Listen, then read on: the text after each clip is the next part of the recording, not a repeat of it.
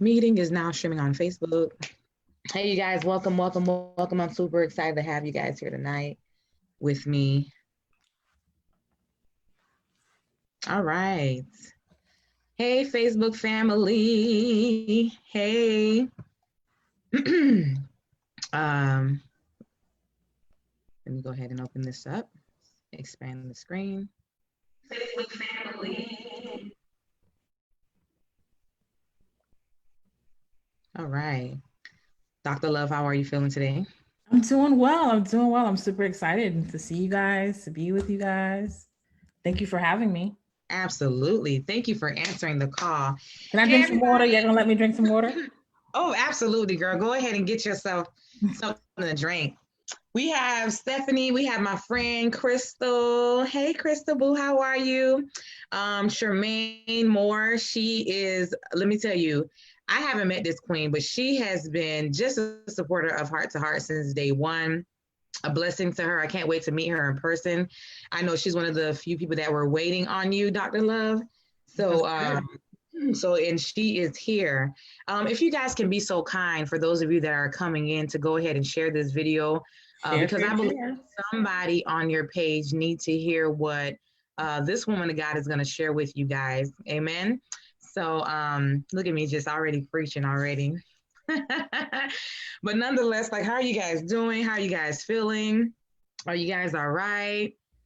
Talk to me. We're going to give you guys a few more minutes because we do know that we came on a little early. But we're going to give you guys a few minutes to come on in. Come on in while I read this queen's bio. Hey, Marjorie. Hello, hello.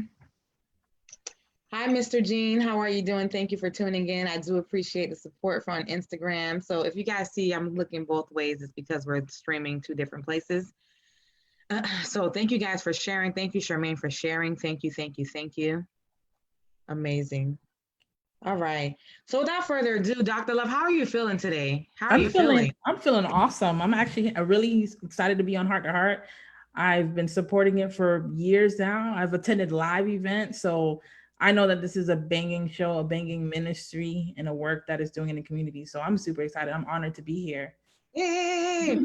So we're going to go ahead and, hey, RJ, thank you for tuning in. My brother's on the line. Hey.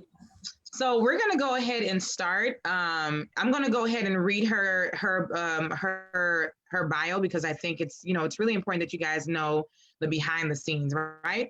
So Lovely, I like to call her Dr. Love. There's a reason behind that. This is one of my good friends, and I think it's just something that I just honor her. That's all. So Lovely has worked in business and community development sector for the last 10 years. Lovely has led a community-based nonprofit organization called Love and Care International that work to bring hope and solution-based educational program impacting hundreds of programs. In her corporate experience, she has been an advisor, a coach, a consultant to Fortune 500 companies and billion-dollar tech-based companies. Hello, somebody. All right. Let me go ahead and let me scroll down here.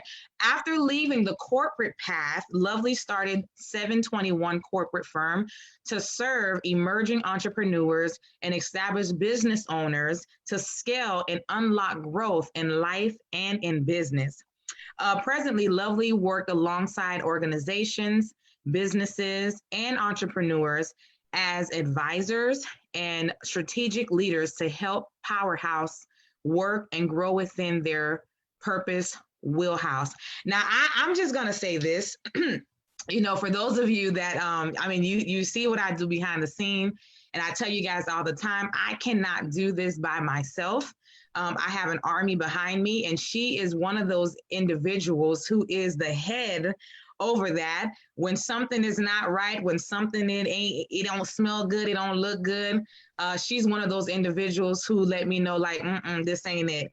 And for those of you that love the graphic, my website, she is the person responsible for that. Now, I can't sit here and tell you she's taking clients, but if y'all want to go ahead and just step in her inbox by faith and and see if she's taking anybody, by all means do so. But she is the person that helped me with my website, just the whole graphic piece, my products. She's that person. So she's not just a friend to me, but she's also someone who has been supporting Heart to Heart from the jump. She saw it from the beginning, and she was like, you know what, I'm going to help you get this. So I'm a client. All right. She's my friend, but I'm also her client. So, you know what, in front of all these wonderful people, Dr. Love, I just want to say thank you so much for even taking me as a client, for believing in me, and so on and so forth. So y'all give my friend some hearts. I give my friend some hearts. Give her some hearts. Give her some hearts. Don't make me teary now. Don't make me out here, having to get a napkin. Right. So, Dr. Love, we're going to just jump right into it. So as you guys know, we just read her whole bio. We're talking about leaving corporate and working for, Fortune 500 companies, billion-dollar tech-based companies. So you've been doing all of this. By all means, if it's not too much, would you care to tell the people, just your age, so that they know? I'm 29. No, I'm good. I'm 29. I started doing business for a very long time. My mom was an entrepreneur, so it's something that I've been exposed to since I was young. But I'm 29. Awesome. So you're 29 years old, and right now you currently do entrepreneurship full time at the age of 29. Yep, correct? That's my lifestyle right now, and forever. Corporate will never see me again, but it was a good experience. I needed that experience to level up, essentially. Awesome. Now we're going to go ahead. So we're talking about, if this is your very first time tuning into Heart to Heart, this show, we are here to showcase individual in the local community that are doing great exploits. Okay.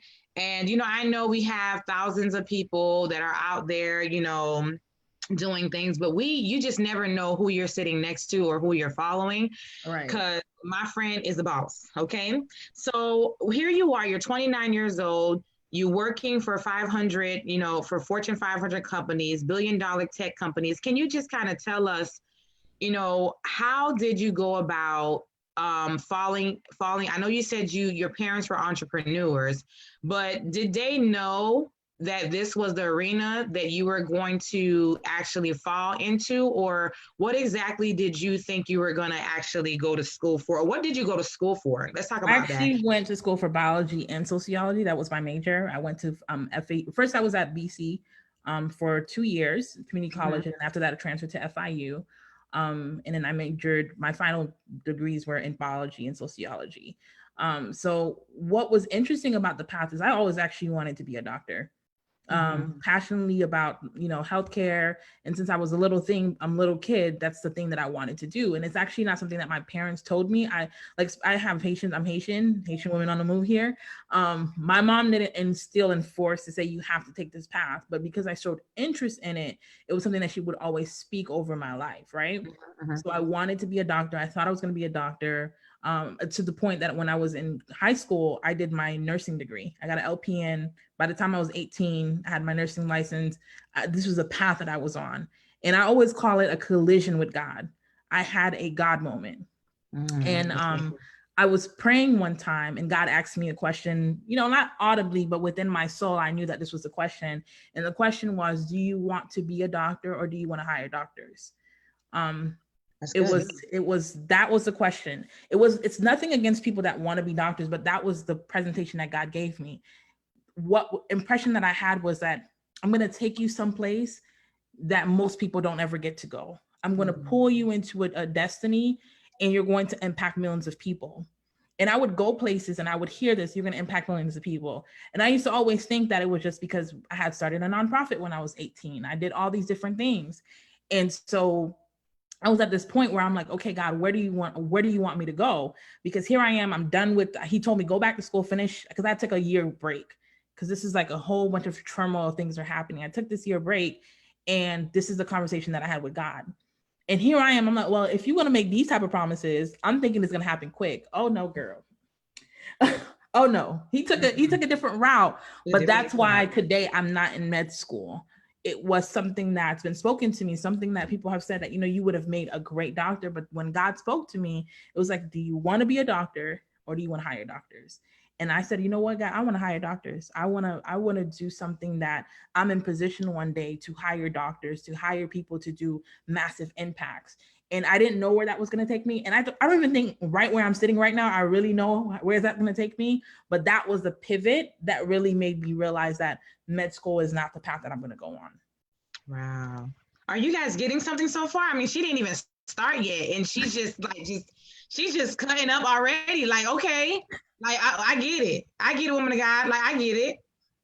Awesome. So walk us to, so you're 29 years old, and here you are, you're thinking you're going to be a doctor, and you end up doing what exactly with your life? So I got introduced to business, like I said, from my mom. I remember one time my mom had this thing that she was doing, and one day she usually would make maybe $100, and one day I made $400 for her. And she said to me, well, how you did that? Did you sell things for the right prices? And I'm like, yeah, mommy, I just talked to the people. I had a natural gifting of talking to people and relating to them and making the sell, right? And so that always, enterprising and building was always something that I wanted to do. When I was 18, I started Love and Care, which is a nonprofit that we did a lot of stuff. And all of those things are entrepreneurial. They're not necessarily, nonprofit may not be you making money for yourself, but it's making money, and you had to lead people. You had to have certain skill set. What I didn't know at the time was that God was building me up to be a consulting and a consultant and a coach.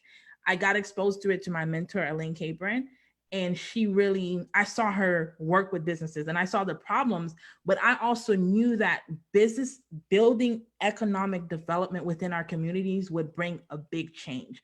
I knew that. I just didn't know how. So watching her do it, and then I was like 19 years old, and I would speak to people that were 20 years ahead of me, and I would have conversations, and they would tell me, your wisdom is beyond your years. Can you be on my board? Can you do this? Can you do that? And so I started working with all these different people, to the point that I was helping someone run their multi-million-dollar operations and being a COO at 21, like just doing these things behind the scenes. And those experiences led me to become someone that said, you know what, I think I have a gift in this. This is something bigger than myself. And then I started to do that. But one thing I had to learn was that I had to learn to shut my mouth. I learned to shut my mouth, to sit down, to sit under people that were surpassed me.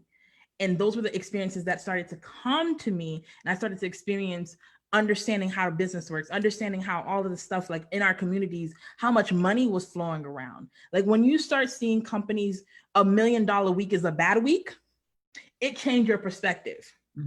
It really made me realize, like, well, some people, $1 million in a week is a bad thing. I'm like, I'm in the wrong business. I'm in the whole wrong arena. And once I saw what was possible, I kept going deeper and deeper and deeper. And I just get one contract, and somebody said yes. And then another person said yes. And another person said yes. And I started learning and grinding out the skill. And in the last 2 years, I spent really working in a tech company doing proprietary things. I can't talk about all the people that I work with just for, personal reasons. But essentially, I started being exposed. I started seeing 100,000 weeks go to $3.5 million weeks, and being part of those teams. And I was like, there's something here. There's something there. And I kept going at it. So exposure led me to be in the path that I am today. That's really, really good. This is amazing. I hope you guys get your questions together, because the woman, can you just say one more time how much you were saying a week, Fran? Like people would say, like I would be in part of companies developing where $100,000 would be a bad week. And then I started being around companies, $1 million would be a bad week. And I'm like, if they're making 1 million a week, $3.5 million a week, I need to learn how to do that. And so what happened was that eventually I learned how to take what I was making in the year and realize that this is not enough. I'm worth more. And so one of the things that I tell all my clients and myself is like, charge your worth. And so like even recently, one of my clients was making 2-3 figures, and now they're making 4 figures in a day. And so when you start realizing how money works and how sales and operational things work, you realize that a lot of times most people are excited about things that for other people would be a bad week. And exposure to being able to understand what 6 figures is actually nothing to somebody. 7 figures is nothing to them, but 8 figures is what they're looking for and chasing for. And there's a purpose behind it. It changed my life, and it changed my pockets, and it changed the way I am. Okay. It changed my life. It changed my pockets and led me to be where I am today. And we're on track to do a lot of money. We're on track to make a lot of money. I received that. Okay. I received that. Right. Oh my God, this is so good. This is so good. So here we have a 29-year-old. For those of you that are just coming in, Lovely is 29 years old. She is a full-time entrepreneur, and she's, you know, she's making her coins, basically. Okay. Yes. Coins. She's making her coins. Plural. You know, yeah. Coins. Yes, ma'am. Okay, so we're gonna get into this a little bit. We're gonna go a little deeper. You know, yep. So you're 29 years old. God told you, you know what? Do you want to hire? You know, do you want to be a doctor, or do you want to hire doctors? All right. So let's talk about, because originally you're from Fort Lauderdale. Yeah. Yep. So where are you currently based, if you don't mind? I'm in Boston, Massachusetts, Northeast. So you're in Massachusetts, right? But you're from Fort Lauderdale. Yes. And what happened? How did you get to Fort Lauderdale to Massachusetts? And can you just walk us through that? Okay. So y'all about to hear some real stories. So because you know what, we're talking about purpose here, you know? Right, exactly. And I think it is so important that we talk about the process. Can somebody type in the process? Amen. The process. You really gonna get me talking, because you know that's my word. You said 2 things now that you really trying to get me to speak. Ooh, we're talking about the process. So let's just talk about, because we want to talk about purpose, but a lot of people don't want to talk about the process. To get, you know, because some people feel like, you know, well, I got to have money in the bank to find purpose. All right. So we're going to talk about your process from being from Fort Lauderdale, and how did you get to Massachusetts, and what exactly happened in Massachusetts, and how you came about purpose in Massachusetts. That's it. Okay. Go ahead. So we're going to start so there was a big transition. I'm not going to try to take up all your time. So I'm going to make a long story short. Oh, we got time. You guys have time. Okay. If you got time, right? So I got my bottle. Okay. I got my water. Okay. So we got time. Yes, ma'am. So yes, ma'am. I got into a place where around, I would say 2013, 2014, where I was in a circle. So now I knew I had a word within me. I had something that God promised me, but then I allowed my environment to steal that word. I allowed what people were saying. And I'm going to start off here, because this is the thing that delivered me. And I want to help somebody get delivered today. God lifted the spirit of pleasing people off of me. That's the conclusion of moving from Fort Lauderdale to Mass. It was knowing that I was well gifted, knowing that I had talent within me. God had to strip me. I got to the point that I have this nursing degree and I want to go work. I reinstate the license, and I hear God tell me, no, you're not. So how am I eat? You need to work. You need to operate on faith. You need to do what I've asked you to do. So I spent 2-3 years playing around in terms of not listening to what was within me, and being in an environment that actually stifled me by wanting to say the same. I wanted to make sure that I didn't lose people on my path. And so I stifled myself and I self-sabotaged myself, because I wanted to make sure my mom was good. I wanted to make sure my siblings were good, and not knowing that me moving on that word that God gave me since 2013, it took me 3 years to do what God told me to do in 2013, was to move. I have something for you, But in that 3 years, I don't regret it because it really revealed to me who was with me. It revealed to me what was within me, and it revealed to me what I was called to. I was stripped. It got to the point, guys, I couldn't afford to go in 888. I don't know if you're from Fort Lauderdale, you know that little store 888 with the shoes. I couldn't afford to buy an 888 shoe. I couldn't afford to dress, and people were talking about me. People had a lot of things to say. And in that season, God gave me the gift of humility, because it was that same gift of humility that allowed me, when it was time for me to move on, to know that who I was not what was happening to me, but it was whose I was. It was the fact that God was with me. That is why I'm going to make it through this season. I'm going to make it through this process. And in those 3 years, God started to strip the insecurities, the things that had happened to me as a child that was holding me back, the things that I had things to say, but I was afraid to speak. In those 3 years, I went through this process of really finding who I was, and I found my own voice. I reclaimed the voice that was given to me, the powerhouse, the word that was within me, the purpose that was bubbling within inside of me. I found it, because sometimes you'll get around people that know you're gifted. They know that God has called you, but jealousy and envy makes them want to decrease who you are. So they feel like they got to size you down. Why are you dreaming that big? Why you want more? Why you're not satisfied? And if you're not, then you're prideful and you're arrogant. And those were the things that God had to undo within me to realize that that is not true, that you can still serve God and dream big, and you don't have to be poor. Humility was not poverty. Humility is an inward thing. And those were the things that throughout the 3 years that while I was in Fort Lauderdale, and God just said, go back to school. You took a break, you sitting here for a year, go back to school, finish your degree, because you're going to need that, because I need you to do this. Then when I got up here, when I moved and transitioned, I started to see everything so much more clearly. I realized that I was putting myself in this perpetual cycle, blaming other people. But when I had the gift, I knew that I had to leave. I knew I had to transition. I knew. So I realized that, it is not other people, but it's responsibility to my calling, responsibility to my purpose, responsibility to who I need to be. So I took the decision out of the hands of man and put it back into not even my own hands, but to God. What is it? What do you want me to do? And I conquered my own self, because I had to realize that I could hear for myself. Yeah. I could do what I'm called to do. I have enough. And I started with $100. I remember the day that I was laying there when I moved to start the second half of, because I had some other businesses, but they kept failing, and I didn't understand why were they failing? Why weren't they working? And I realized, again, it's spirit of pleasing people.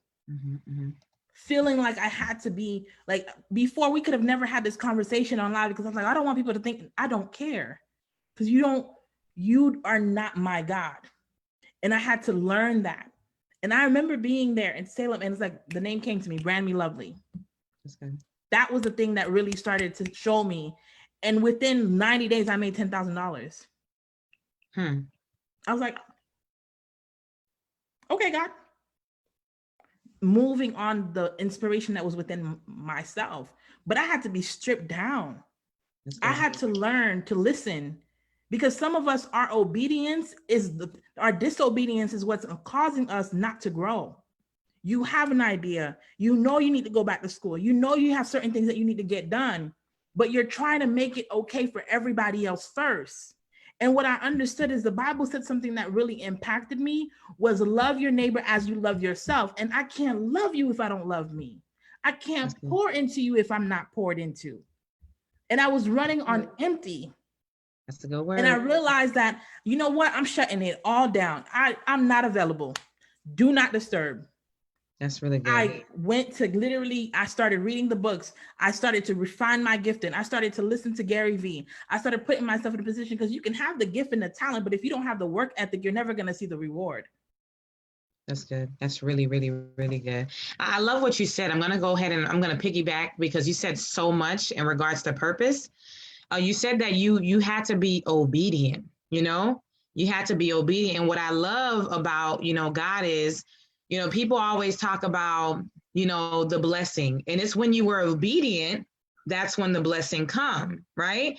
So just think about it for a minute, you guys. The moment, let's say, for instance, God is telling you again, you know what? Hey, like God took Lovely from Fort Lauderdale to Massachusetts. She had no idea what was going to take place in the center of that, right? Nope. And you said it took you about 3 years to be obedient, right? Because Yep. everything you did just did not work out. Wasn't So working. when you're speaking, I'm reminded of, Deuteronomy 28, that says that if you fully obey my command, and follow what I'm giving you today, I will set you on high, and also goes on to say that all of these blessings will come upon you and accompany you. See, we always talk about, what the blessing and the blessing, but people don't want to talk about what takes place in the middle of that blessing. The middle is you by faith moving your feet and being obedient to what he said, because God said what he said. He said what Okay. he said. God said, I need you to go from Fort Lauderdale to Massachusetts. Right. Well, let me tell you guys a little secret. Here I was trying to leave Florida, but I wanted to go where I wanted to go. I wanted to go to North Carolina. I had plans to be in North Carolina. That was my plans. And it took my uncle getting cancer. And I'm talking to my uncle. I'm speaking to my uncle. And I hear God tell me, I need you to go take care of him. But I'm trying to go to North Carolina, God. That is a U-turn. And it's when I went to New Hampshire, because he lives in New Hampshire. So I was in New Hampshire when I first came up north, I was in New Hampshire for about a year and a half. And when it was time for me to move to Massachusetts, my job was in Mass when I got here after a couple of months, but I wasn't in Mass until 2018. And so it took something happening to move me in the right direction, because I had my bags packed for North Carolina. But God works in ways that he's above you. And when I went, and it was 3 months taking care of my uncle. This is the place that I have for you. With all these white folk, right? I'm just starting to see Black people.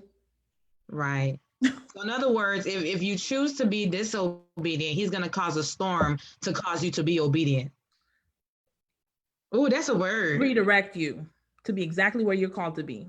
Yes. If you choose to be disobedient, he will cause a storm to cause you to be obedient. Oh, if y'all write that down, I know something, because that right there came from God.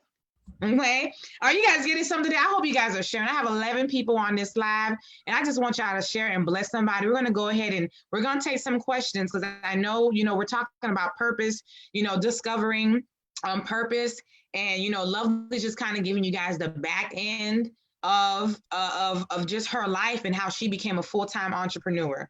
So we talked about how you came from Fort Lauderdale to Massachusetts. Mm-hmm. All right. So let's talk about just the process. Like, how did you know? Can you talk us, because you were a full-time entrepreneur before, and then God told you to work, and then he told you to go to full-time entrepreneur again. Can you kind of talk us through that, or what was taking place, or how? Yeah, just so that they are aware that, what, there are seasons in your life where God will say, look, I want you to be an entrepreneur, and then there's going to be days where, what, I need you to sit back and learn something or grow, Right. So this kind of walk us through, how did you finally get into entrepreneurship, and so on and so forth? All right. So I was starting. So throughout my whole journey, I always had clients. I always had somebody. Somebody was on my docket. Somebody was asking for something, which is a good thing, because I was always learning. But I remember transitioning from, again, to when I was in New Hampshire. I finished my degree, finished everything, and I had clients, and I was doing this work I told you guys about when I started Brand Me Lovely. And I clearly knew that I needed exposure to another level. What I was doing, I was making good money, decent money, right? But what I need to be making and need to be doing required a different level. And I specifically remember this because I prayed very specifically. I asked specifically. I need a position that would let me to be flexible, that would expose me to new heights of entrepreneurship and business. And I needed to be something that would would allow me to still be able to always have clients. So what I did was, once I was done, when I heard that, because I knew that I needed a new level, I worked for a tech company and I was a coach. And what ended up happening was that I was doing so well in my position that I was getting promoted and shifted really quickly. And one time it was like I was having like a really bad like spiritual season. Like I just was dry. Like things were not going well. And I got a call from my manager at the time, said, can you go to Denver for 3 weeks? And I was like, what? I was like, can you go to Denver for 3 weeks? I'm like, okay, cool. I went to Denver for 3 weeks and I coached and I implemented a whole new group of new employees in our system. That was the mark of my career, because I got there and everything was a mess. Everything was upside down. I want people to understand that working at $1 billion company or owning multi-million don't mean problems don't exist. You just have $1,000 problems and you have $1 million problems, but they are all problems. But when you are gifted for a solution. So when I see problems, I don't shrink behind them and said, well, this is a problem. It was a mess. I don't like working in mess. We're going to get this office together. So I said, let me get you guys a schedule. I made a schedule. I started putting everybody in certain rooms. I was literally like the director, the trainer. I was directing them.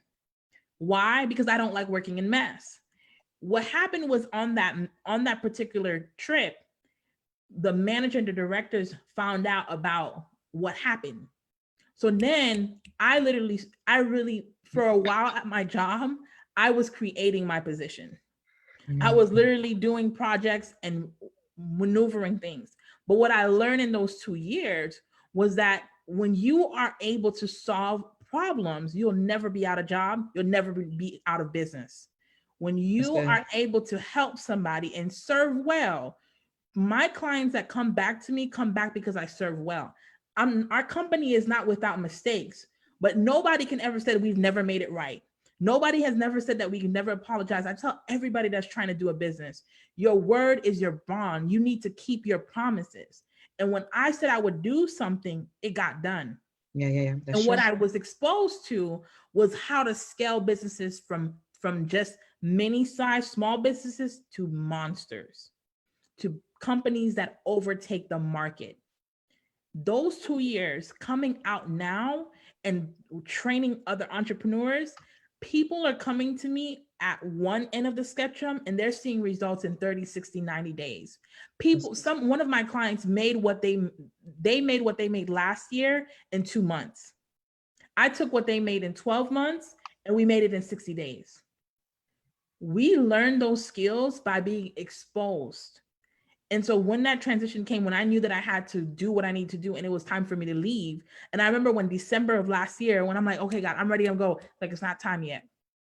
When it was time, I was like, all right, oh, it's time. Let's go. And so we literally transitioned.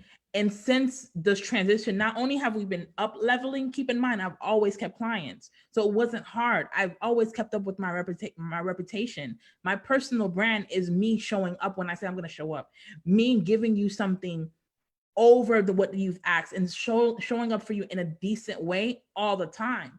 So I literally position myself in business by who I am. Like when people speak about me, Lovely's going to show up. Okay, let me make sure I'm here. Lovely's going to do something. I know it's going to be quality. And my name started to being attached to excellence because it was consistent and it was correct. It was consistent and it was correct. So if you consistently show up poorly, people are going to consistently attach you to poverty. You look at when I say that when I go ahead and say something, this is the price of this, people are like, oh, okay, I thought it was going to be more because I know this is going to be quality.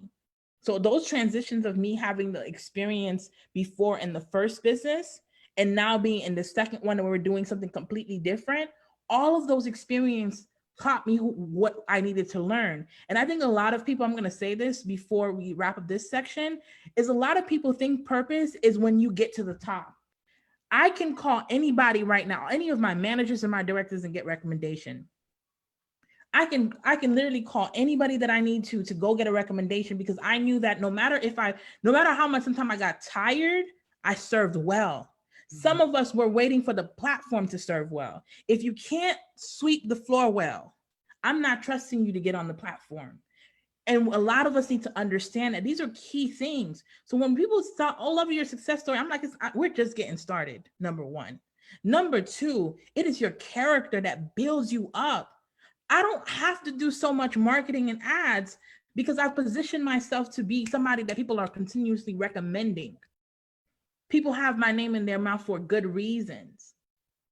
And these are powerful principles that a lot of us need to hold dear to us. So all those experiences of having the business, going to this thing, serving somebody else's vision, it equipped me and fueled me for where I am today. I love that. You said if you can't sweep the floor well, woman of God, we ain't gonna be able to. That's a word. On my platform. No, sorry. So in other words, you gotta. So what I'm hearing is, so I mean, obviously, again, the word humility, and also I'm hearing sowing seeds as well, because I believe last week we talked about sowing seeds. Sometimes as an entrepreneur, and when you're finding purpose, you have to sow seeds and water that seed. Exactly. You know, so I like it. We're gonna open the floor for some questions. If you guys have any questions, are you guys enjoying this so far? We have some people live on Instagram. Thank you for joining us. But we're going to open the floor for some questions. And while you guys are typing, I'm going to go ahead and take the next question that we do have here. But please think about some questions to ask Lovely, because I believe her story is phenomenal. If you guys are getting something, just kind of go ahead and just talk to me. Let me know that you're here, or type in, I am getting something, Miss Ludi. I'm getting something. Okay, so we talked about your process. Okay, so we talked about your process here. So what were some of the challenges you encountered through this journey of living out your dreams and, you know, just being an entrepreneur? One of the biggest things that I had to overcome was myself. Mm-hmm. When you grow up, especially in a Haitian household, I would say sometimes the affirming part does not get done. Mm-hmm. You get a B+, it's like, why you didn't get an A? Right. And I realized, like, there was this experience that happened where I felt like my mom at that time didn't support me in this journey, right? It's like, Lovely, you're too smart to be trying to do these things. Why don't you? My mom just got it. When she came up here and see how I was living, she's like, okay, I understand. Took her some time to get there. But that challenge of not having the support and not being affirmed, I had to learn to affirm myself. That's good. I had to learn to speak life into myself, because sometimes we are too silent when the enemy is speaking poorly about us in our ears. Yeah. We allow our minds to be overtaken by the worst, and we silence ourselves and accept our bad, because sometimes we're always talking about what so-and-so said and but how do we talk about us? Mm-hmm. And one of the challenges I had to learn is, like, if you don't think it's good, if you don't believe it, how will anybody else believe it? That's good. And I really had to take that out of everything, was the fear, not of failing, but not being good enough. That's good. Not being enough. So let me ask you this. How do you handle, you know, the self-sabotage, you know, the little yourself when because I know we have people here on this live, and even myself included, when we can't seem to get out of our own thoughts, where we're constantly beating ourselves up. So how do you handle that? You know, if God has called me into entrepreneurship, or, you know, to launch out this business, but I can't seem to, you know, stop the negative self-talk. What do I do? How do I tackle that for those individuals who are watching, you know? Right. There's two things. There's about three things that I do. Number one is I got accountability. Mm-hmm. I got my mentor that saw something bigger. And that's why, you guys gonna make me really talk today. That's why environment was so important, is because I had to shift the people that were around, and my mentors, and I have an accountability call with my mentor twice a week. And what he would do would speak the life that I wasn't able to speak yet, and expose me to who I was that I didn't know yet, and tell me, not only can you do this, this is easy for you. You are called to even do more than what you're currently doing. Just do it. Hearing that from somebody that I saw as a father figure, it started to fuel me. And I started taking the words that he said about me and really writing them down in my journal and really started declaring those things over myself. I have enough. Abundance is for me. Goodness is for me. More is coming my way. It might be a slow season, but my season is coming. I know that God has called me for more. I'm going to trample places that I never thought. I'm going to take this territory that where I am. Promotion is for me. I will not be fired. I'm only going to get promoted. I'm aligning myself into the position. I started to speak what I didn't yet believe. But the same way that the bad thoughts can come into you, you can counteract it by making it a daily practice. And sometimes one of the things that I love to do is I'll get a sticky and write whatever it is, and I'll smack it somewhere that I can see it. Like I know that I'm going to be in my bathroom, I'll smack it. I know that I'm going to be in my room, I smack that word here. Beautiful, trustworthy, integrity. And then I have to, the third thing that's the most important, the facts are the facts. I did business this month, I made $1,000. I did business this month, I did $10,000. When I proved to myself what I kept saying that I couldn't do, I backed it up with some data. Mm-hmm. I started to say, you know what? Data don't lie. They don't lie. I took somebody's business, I tested my ideas, it grew. So I started to go back to my receipts. We need to keep a book of remembrance. Amen. Of what you already have done. Amen. So that you can go back to it when you feel as if what you're hearing or what you're doing cannot be done. We're always looking at what's next, which is not always a problem because you want to grow. But what has already happened? Oh, I did get promoted. Oh, I did get that client. Matter of fact, I have that email where they said that it was a great project. A reminder. Yeah. Refuel yourself. We spend too much. You know how a lot of people talk about everybody that left? Why not speak about the people that stayed? Yeah. We remember the bad all the time, but the good, we make it seem like it's not available to us. I'm breathing. God asked me and I could do something more. I have my limbs. That means I could do something more. Remembrance is all over. Great gratitude can unlock that negativity in your mind. I'm thankful that I can, you know what, God, I'm thankful that I was even alive yesterday to make that mistake. That's a really Had I not been alive, I couldn't make no mistake. That's really good. And I love what you said. And for those of you that, because in order for you to speak positive words of affirmation in your life, I'm pretty sure you had to get those words or those, that stuff in your ear. So I really want you guys to understand that the Bible also, I'm going to always, quote the Bible because, that is my foundation, you guys. I'm also reminded, I'm not a bishop, I'm not a pastor, I'm not an ordained minister. However, I do love the Lord. And I am reminded of, Romans chapter 10 that talks about, it says that, faith, so faith comes by hearing and hearing the word of God. Right. And so one of the ways we can speak faith is also by guarding what comes in our ear gates, Exactly. And so you don't have to listen to, sermons every morning, but maybe in the morning you might want to pop in something motivational, Exactly. Les Brown. There's so many people. There's Devon Franklin. There's just so many people. There's too much right now. There's just too much overflow. There's the hip hop speaker, the ET, Eric Thompson. Mm-hmm. There's so many people that have so much motivational clips on YouTube, and maybe you don't want the scripture part, but guess what? You just need to learn how to speak positivity over yourself when those negative thoughts come to beat you up. What are you doing? You're building up your faith, right? So when you hear the faith, you'll start speaking it. So faith comes by hearing and hearing the word of God. Okay. Exactly. Are you guys getting something so far? I mean, I just wanted to chime in, just put that in there. All right. So we talked about your challenges. Do you guys have any questions? Let me go look what you guys are.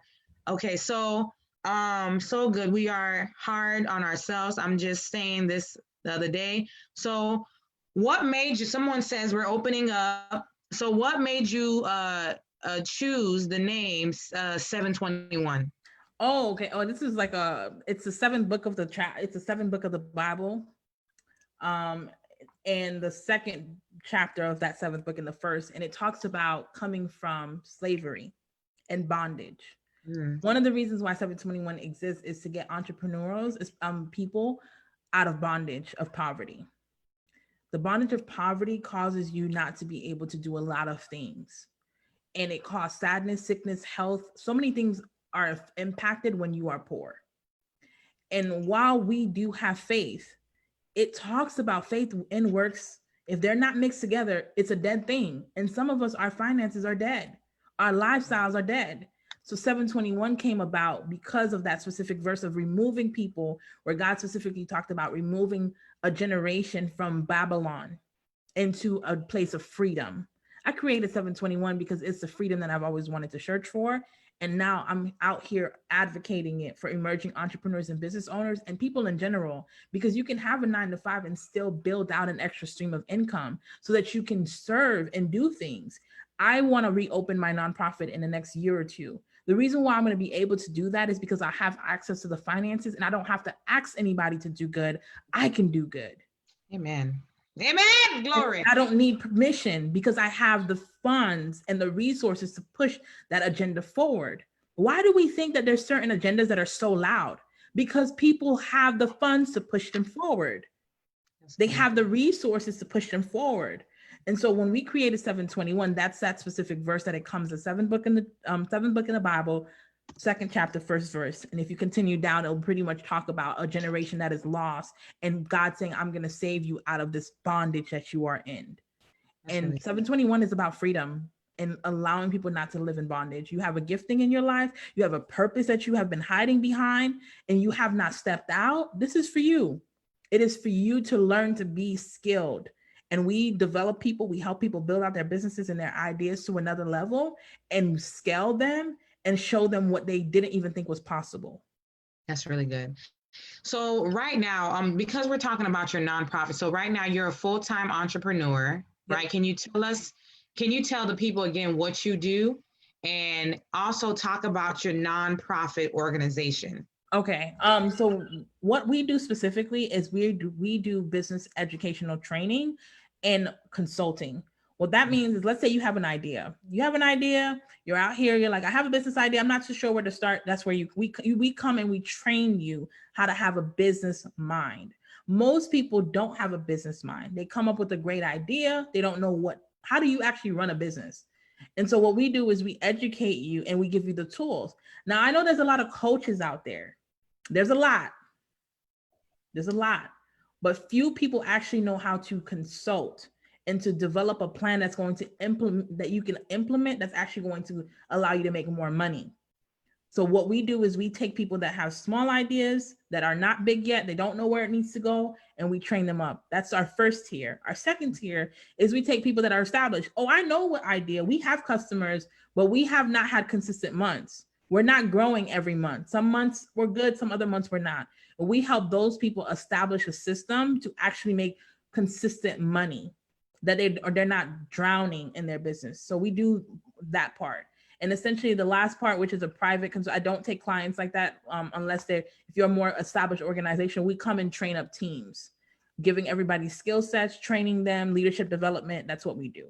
So if you have an idea or you have a business thing that you really want to do, but you don't know where to start, or you have a business, but you don't really work in your business, you just say you have a business, because I've seen that too.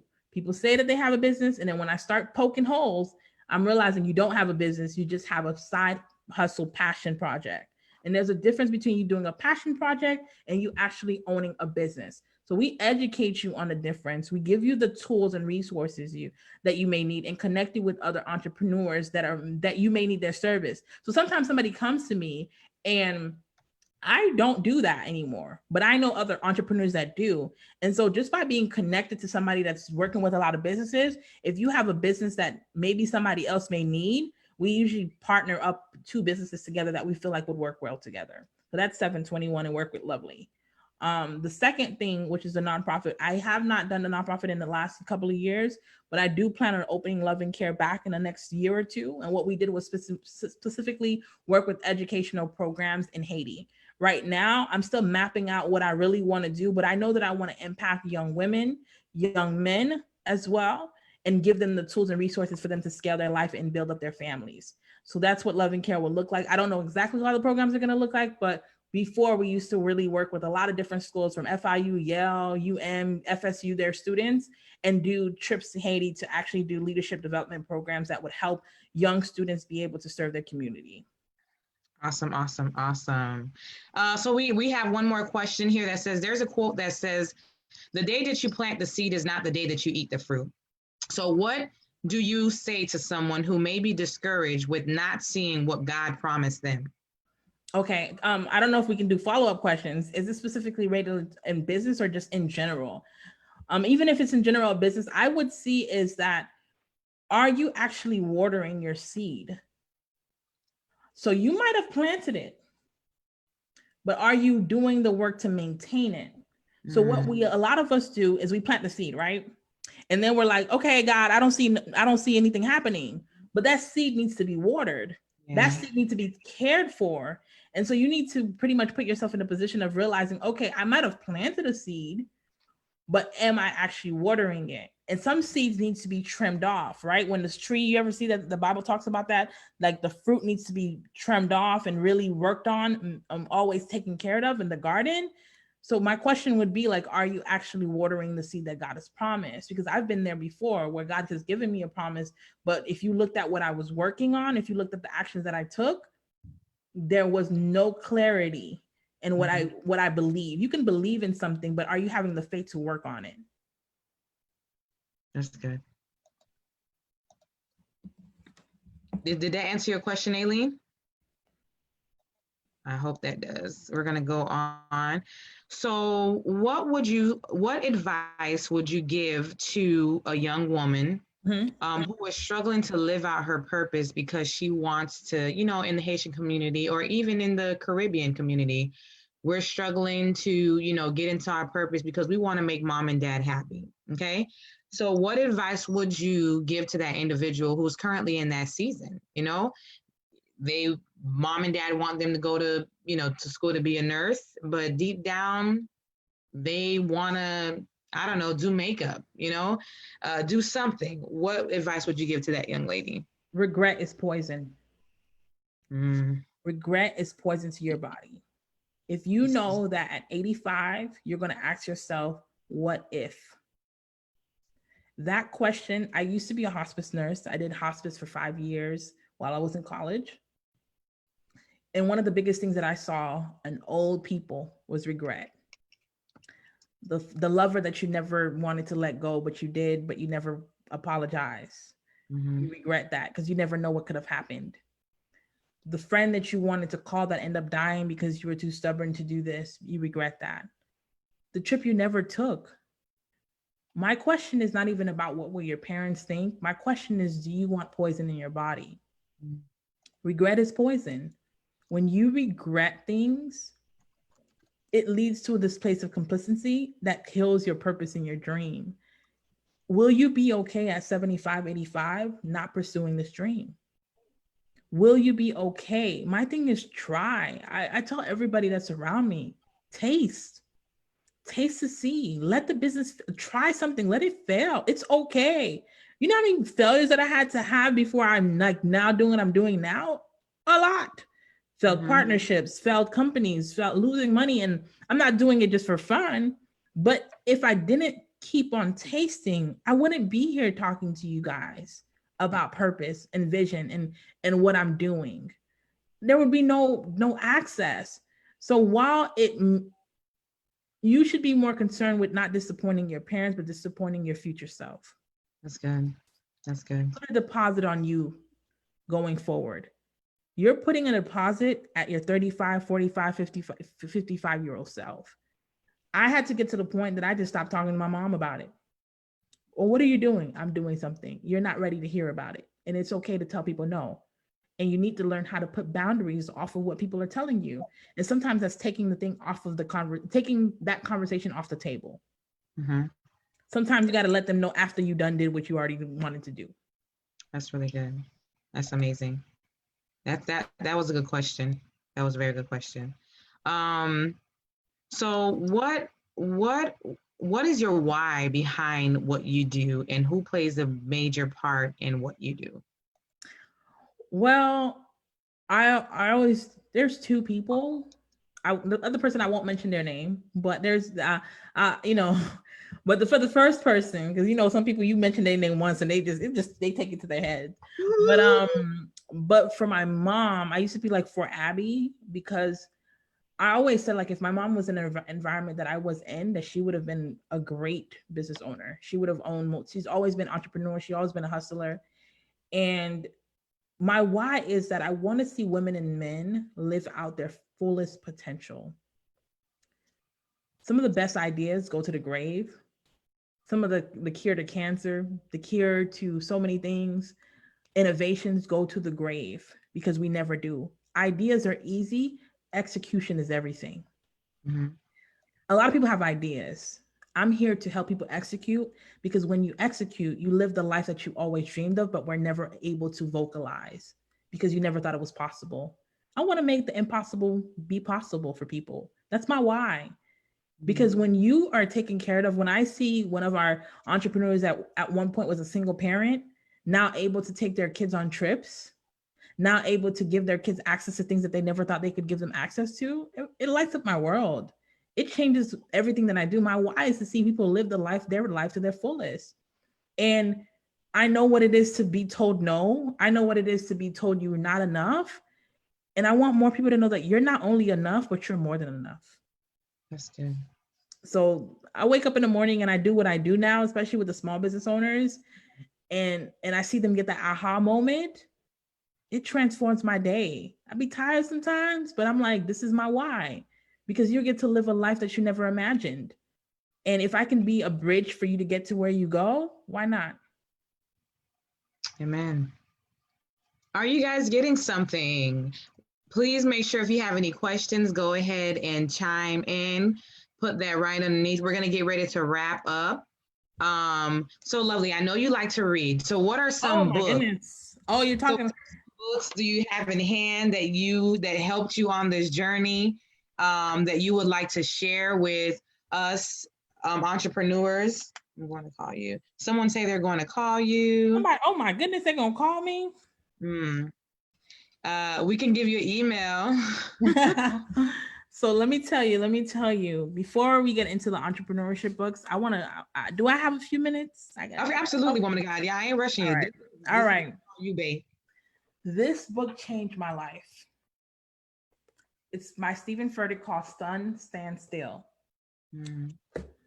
And I was introduced to audacity of faith through Stephen Furtick. That's good. And it's about giant faith. And I'm going to tell you the line that changed my life, and I'm going to read it to you.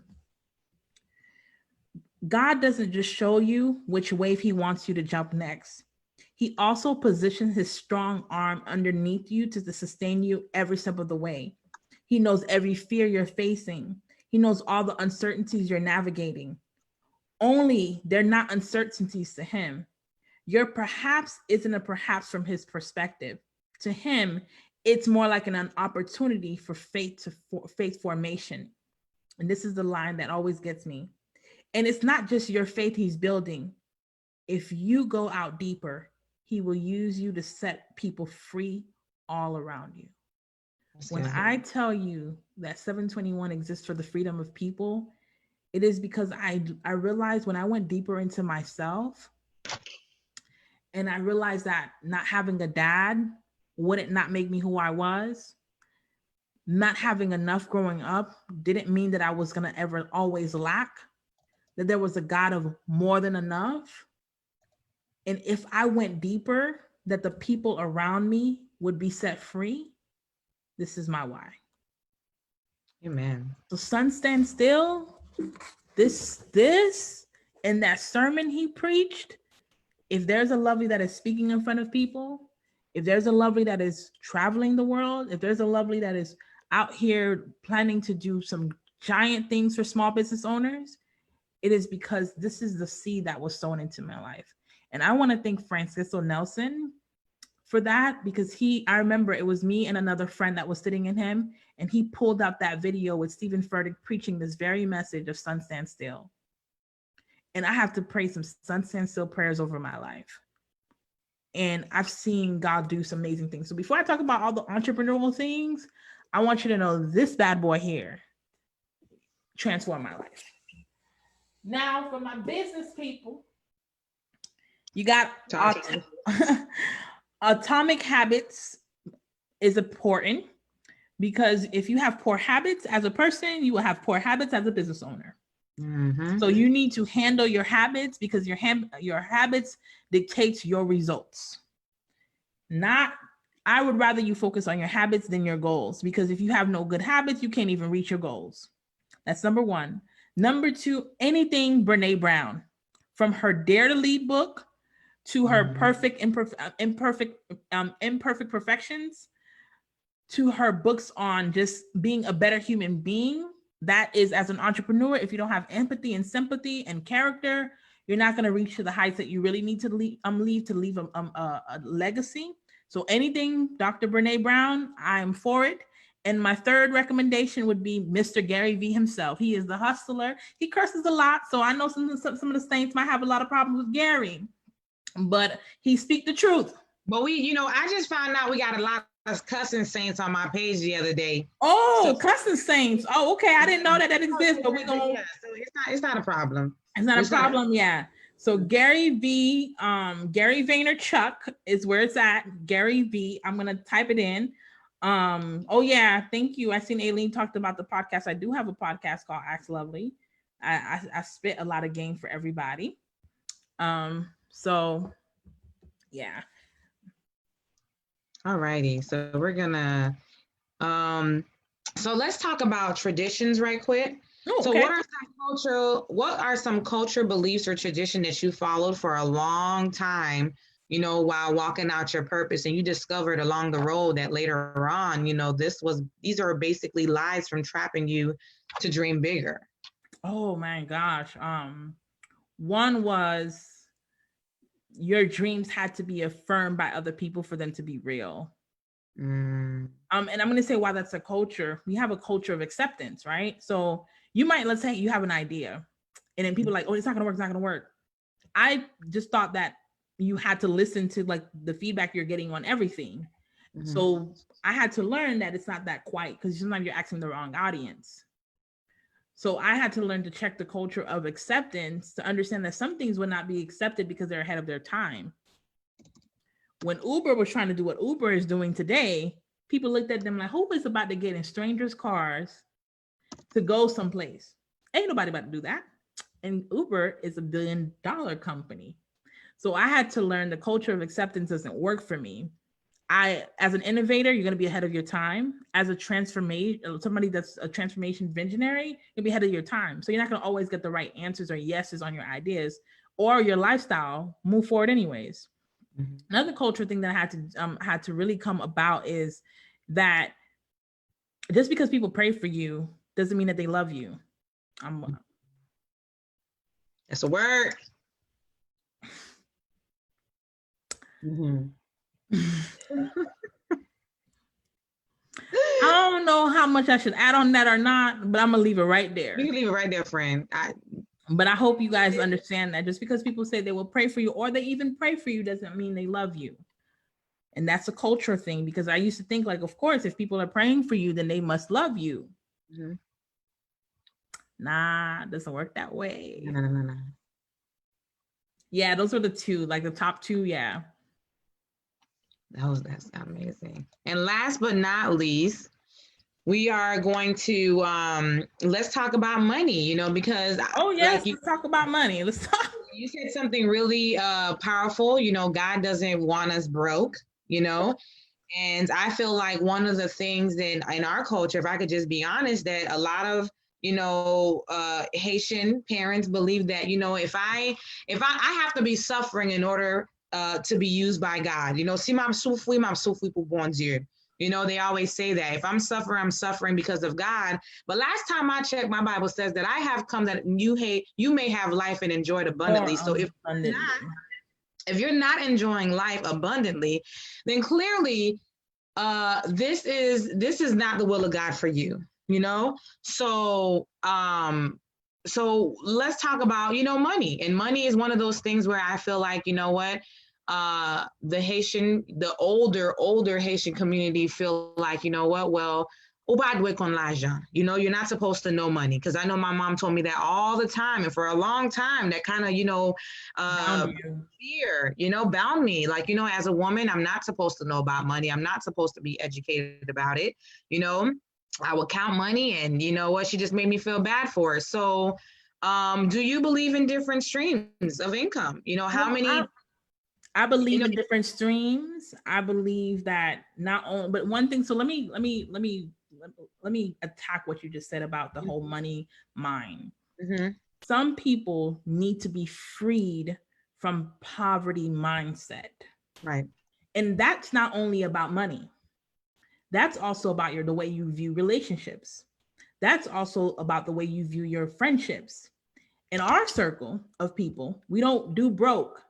We don't do broke, but not only in money, brokenness. Right. We don't accept brokenness to be a place that we live. You can experience, you are never broken, by the way. I'm going to side note that. There's lessons to be learned, things you need to be refined, but nobody can break you because nobody made you. And you could put that on a shirt. You can put that on a shirt and sell that, proprietary, right? They didn't make you, so they can't break you. So I need you to, before we even talk about streams, to undo the fact that you think that poverty is okay, because it's not the will of God for anybody. God is a God of more than enough. Yeah. And if you do have a season of lack, it is for a lesson, but it's not a place that you should stay.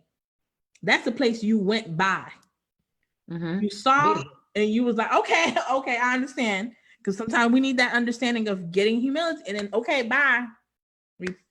I've suffered a while. It didn't say I suffered all the time. Suffer a while, in a season, in a perspective. We shouldn't stay there. We have to get in charge of our money. So there's two things I'm going to tell you to do right now. I have a good friend, Lawrence. He knows his stuff about money. And Atlanta, she's really, really good about her stuff too. She's learned, she's made a lot of headway. His thing on Instagram is the neighborhood finance guy. In Atlanta, I think it's _Atlanta. These people are people that I would say, go follow about money. I need you to start being familiar. Before we even talk about your entrepreneurship and streams, you need to be familiar with money language. You need to understand what money language is. Like you said, because it's something that has so much stigma in it, people don't even talk about it. You don't want to talk about how much money you make. You don't want to talk about your taxes. You don't want to talk about your tax back. You don't want to talk about anything. But like I told you earlier, somebody's $1 million week is a bad week. That's a different paradigm. When I started to see that for some people, because you know why? Their mission. Money for me is about mission. What that money does is allow me to do the mission and the call that I have to do. And it allows me to live in luxury sometimes. Sometimes I don't want to cook. And I'm not crying because I'm buying Uber Eats. Once in a while, I'm not like, oh my gosh, I have why? Because I've learned to master that money is a tool. Money is not something to be used. Money is something to be used, but not something to be controlling of you. And a lot of us, we herd money. Those are people that don't invest in themselves. You can't work with me if you're not willing to invest in yourself, whether it's your time or your money. And mostly likely it's both. Why? Because I had to invest in myself. Like there's always a book coming to my house. There's always a course. There's always something that I'm going to, a conference. I got to see Michelle Obama speak. All these different people, like face to face, got to see them do these different things because I invested the money that would require for me to be in the conference. When you invest money, money returns to you. Some of us lack because we are hoarders of money. Mm-hmm. Not investors of money, but we hoard it. So we have it in the savings account and we got a fat savings, but your money's not growing because you don't know how to invest it. So it doesn't grow. When I started having days that at one time I did a love investment and I made $300 an hour, grow your money. That's good. Then another part of it is we're talking about streams. So people talk about having a lot of streams of income. You gotta have, I hear it all the time, you gotta have a lot of streams. But if you have 7 streams and each of them making $10, that's $70. But if you have 2 streams and each of them making $25,000, that's $50,000. Mm-hmm. So some of us need to master our streams before we move on to the next. So for me, I'm teaching people that it's not about always having multiple streams first. You need to master making money. Because if you don't know how to make money in any level, you can have 6 streams that make $70, 7 streams that make $70. Maximize your streams. Make sure they're efficient. Currently, I have 3 streams working for me. I have them working for me. Like one of them is my stocks investments, my business, and the third I can't talk about. But I have 3. This is working. They're working. And I have stock options in private companies that are not even public yet because of access. One of my stock options right now, they're worth $250,000. If I were to take those stocks, because I just looked at all the stocks and all the numbers recently, if the company does well within 5 or 6 years, I can cash in on that. But because I'm choosing not to cash in on it right now, this is eventually what it would be worth, right? Sitting on it and actually being able to say, okay, if I have these stocks, if I don't touch them for the next 5 to 6 years, they're going to give me a return of $250,000. But if I cash in right now, it's going to be $25,000. Waiting, understanding that money begets money, investing begets investing.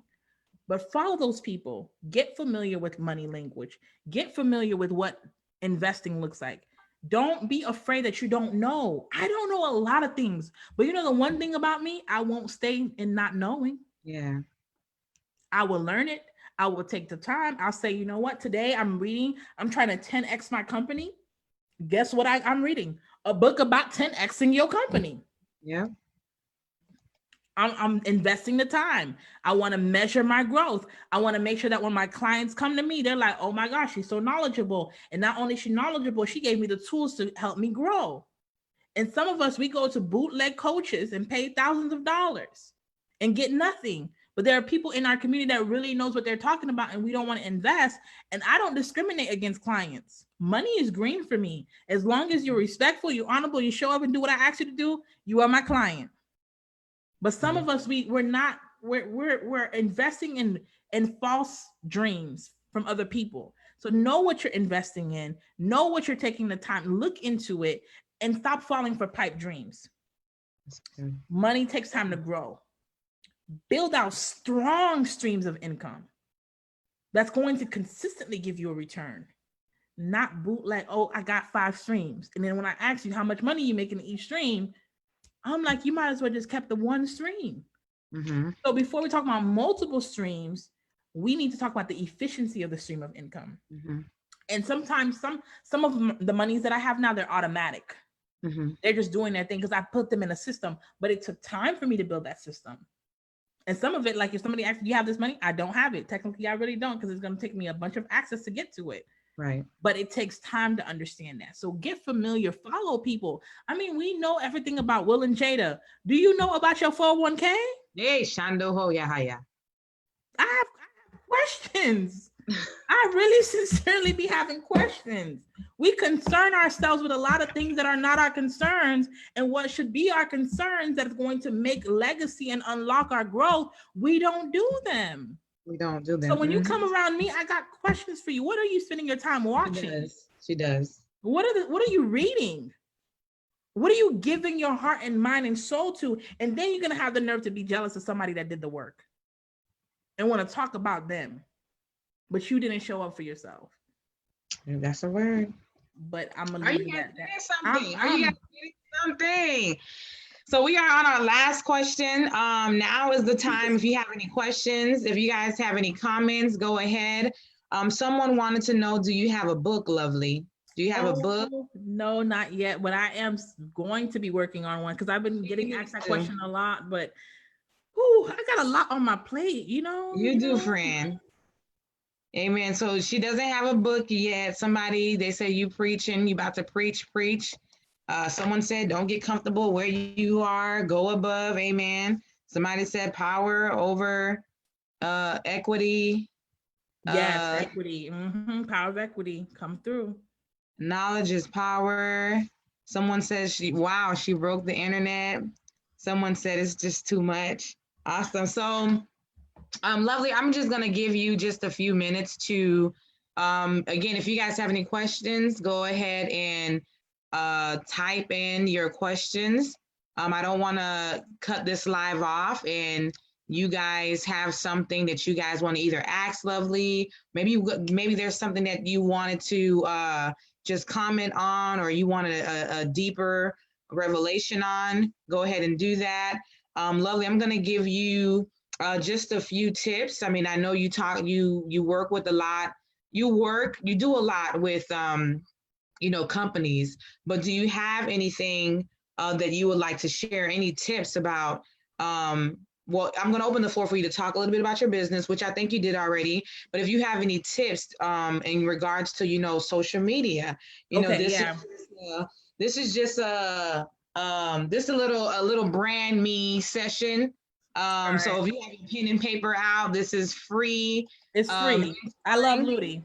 So if you guys know that if you guys are on social media and you know that you want to take your brand on another level and maybe you're not quite sure where to start, Lovely is going to give you guys some tips on how to just make your social media stand out. So the questions are coming in right now. So that's the last comment. That's the last question before we close out. So, but before we get into that, well, go ahead and answer that question, and then we're going to take these questions. Okay, so for like a mini thing, you have a brand right now, right? You have a business that you're working on. The first thing I would say is your social media needs to be about your business. One thing that a lot of entrepreneurs do is they take their personal page and then they just switch it over to their business when they start something. My tip is to start a new page for your business, because a lot of times I'm trying to be nice because you put me in business mode. My mind just went there. Go ahead, I'm serious. So what ends up happening is that you think that your friends and your family is your customers. They're not. Your customer is the person you're solving a problem for. Your friends or your family may or may not fall into that category. When you create a new page and you specifically have your page set up where people can clearly know what you do, when you attract people to follow it, you're going to actually attract the right people. A lot of times you might have a good product, but the wrong message and the wrong environment for the people to know what you do. So my suggestion is don't take your personal page and turn it into a business page. Create a new one. That means that when that person follows you, it's intentional to see, oh, they're following me, or because of at least of interest of what I'm doing. That's number one. Number two is you need to be able to be willing to be a learner. A lot of people spend a lot of time trying to get knowledge, but knowledge that's not applied pretty much sits in the mud. It's good to know, but if you don't apply the information that you get, it doesn't help you. I recommend, I'm not saying this because I'm a business advisor, I'm saying it because it's true. Most entrepreneurs that you see have advisors and coaches. Most of them have people on their team that comes in, or they hired out someone that can help them out. There's a difference between a business coach and a consultant. I recommend that you get a consultant. A coach is like, okay, let's get together. But a consultant comes in and analyzes your business and tells you where you are, where you may need to go, and what you need to change. So invest in people that have more knowledge in business than you do. You don't have to take their word as gospel, but it exposes you to ideas and thoughts processes. Ludi can attest to this. we'll have a conversation about her business. And she's like, I didn't even think about that. I'm like, exactly. Because we need to get together with like-minded people and to challenge different things about your business. But if you're talking to somebody that doesn't have a business about business, how far are you going to get in that conversation? So my thing is invest in learning. No matter if you can't afford a consultant or coach yet, start off maybe your first 10, 20, $30,000 of your making money in your business needs to go and reinvest in your business. I see a lot of entrepreneurs make that mistake. When they get some money, they invested in themselves and a new pair of shoes and a new pair of outfit. Unless that's going to help you grow your business, don't do it. When you get your money, reinvest it early on till the point the money is 10x. We just bought like tools and cameras and things for our business because it's important for our brand image. I'm always pushing the team. We need to invest in the best of what we can, using the money to multiply. So when you do make some money from your business, don't go out to get more stuff for you. Reinvest it in your business, which might mean getting a business educator, which might mean getting your tax and accountant together. And that's another thing. Stop doing these bootleg businesses that are under the table because you don't want to pay taxes. What you do is you harm yourself. When you harm yourself in that manner, you can't get access to loans. You can't access anything to scale your business. So my question to you is, are you trying to just have a hustle or do you want a business? Because businesses just know you got to pay taxes as part of the reality of it. And that's okay. Position yourself to make more. So those are like the top 3, 4 things that I see a lot of business owners struggle with. You don't know it all. Get help on your social media. Make it clear that you have something to sell. Another thing, how are you in business and you're not selling? You're not asking people to purchase. People don't know you have a program. People don't know how to get in contact with you. No bueno. Make sure that people know that there's something to sell and exactly what you're selling. Stop selling stuff and start selling solutions. I tell everybody, when you're writing your captions, it should either be entertaining or educational. Those 2 E's. Either it's entertaining me and making me laugh, or it's educational and I want to learn. Because the entertainment will bring people to continue to engage with you. The education will keep them to grow with you. That's good. All right. So we're going to take our question. How do you find companies to invest in, like venture capital? Venture capital. I would recommend if you're a new business, you don't need a VC. You need a proof of concept. Unless you're trying to build a massive tech company that honestly needs a lot of infrastructure. And even then, we have too much like apps and things that you can kind of build a MVP, which is a minimal viable product. That I would focus on proving that your business, a proof of concept in your business. Before talking about getting investments, have a proof of concept that you have a customer market that is actually going to make you money and make your business make money. You'll probably realize you don't ever need the VCs because VCs sometimes end up taking investments and then those investors comes in and changes completely your business. I'm not against investing in VCs.